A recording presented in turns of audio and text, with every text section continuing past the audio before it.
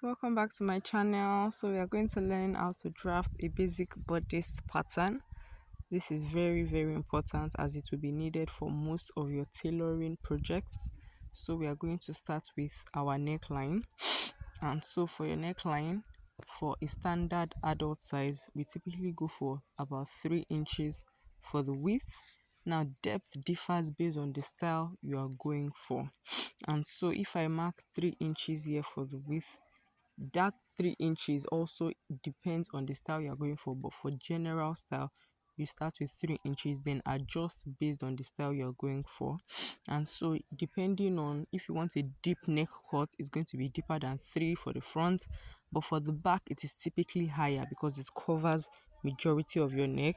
And so for the back is about 1.5 to 2 inches, but for the front it can go even deeper, to as deep as 7 or 8 based on the style you are going for.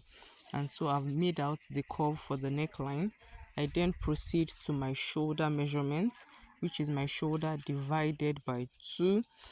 Then I apply that measurement on the side after from the edge of the line to after the neckline. Then I proceed to make a shoulder slope. This is very important. For your shoulder, you come down by about 1 inch, and from there you connect a straight line to your neckline, which is now referred to as the shoulder slope. From here we proceed to making, like I pointed now, the shoulder slope, and from here we proceed to marking out our body measurements, which is very important. So you mark from your shoulder to your bust line, your shoulder to your waistline, and your shoulder to your hip line. So if you are going for, let's say, a crop top, then it's not, you won't need to get to the hip line. But if you are going for a quite lengthy top, you would need to mark your hip line as well. So I am just repeating that measurement across the line to get a straight line. This is quite important as you would need your ruler to draw out a straight line, and some even go as far as identifying each lines, because at some point the lines will be a lot and you might get confused.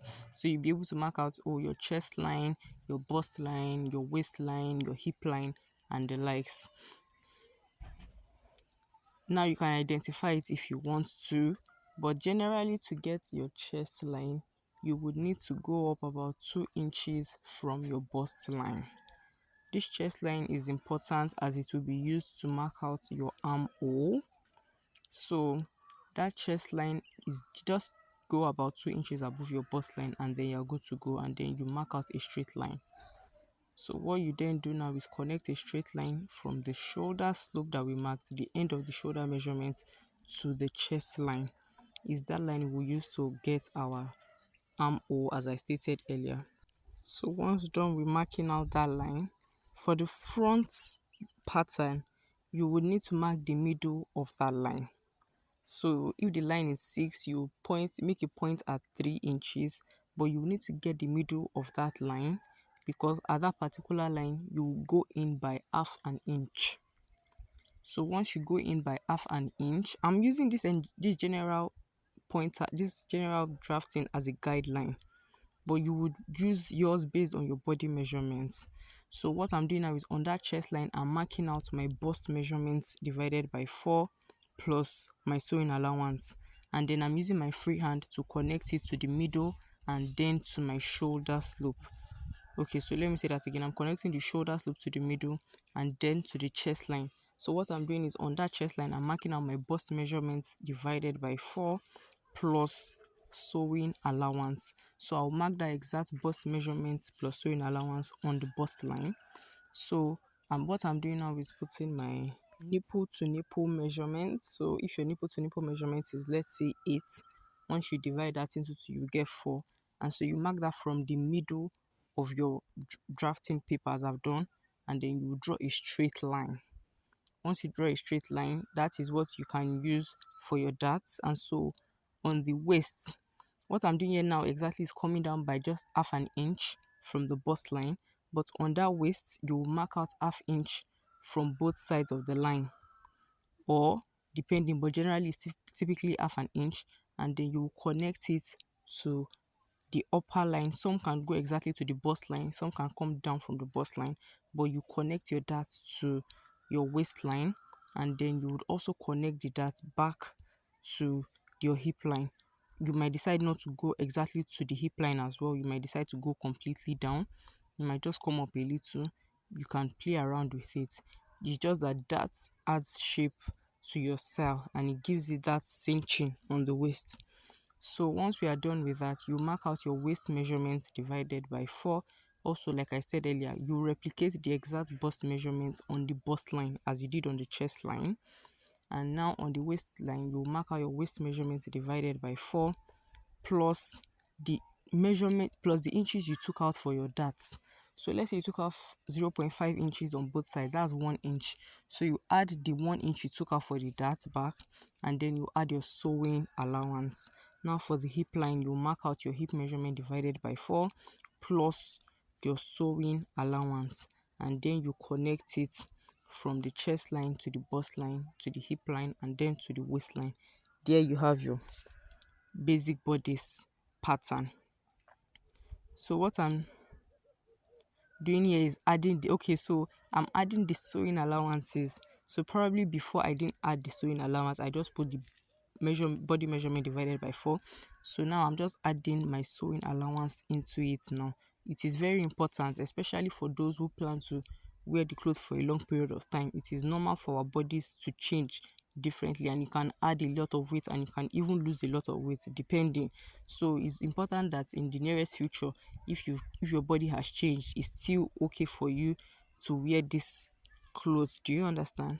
So what I'm doing now is just connecting the broken dots I did initially to have a clearer picture of our front pattern.